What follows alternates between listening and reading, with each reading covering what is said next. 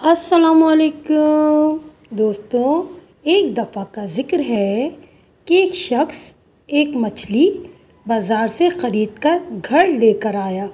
اسے پکانے کے لیے آگ جلائی اور اپنی بیوی سے کہا اسے پکائے۔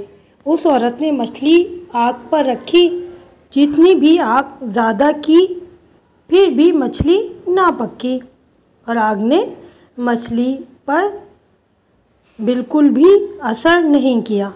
دونوں میاں بیوی کو تعجب ہوا اور حیرت میں ڈوب گئے۔ اس شخص نے مچھلی اٹھائی، پیغمبر اکرم صلی اللہ علیہ وسلم کی خدمت میں لے آیا۔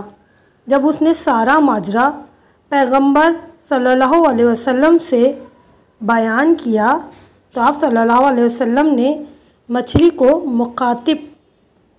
مچھلی سے مخاطب ہو کر فرمایا، تجھ پر آگ اثر کیوں نہیں کر رہی؟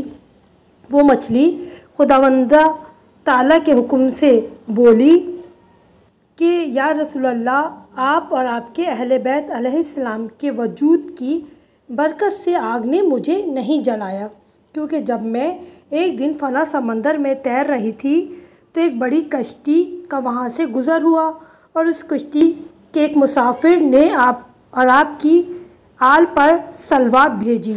میں نے بھی اس کی آواز سن کر صلوات بھیجی۔ اس وقت ہاتف غیبی نے آواز دی، اے مچھلی، تیرا جسم آگ پر حرام ہو گیا۔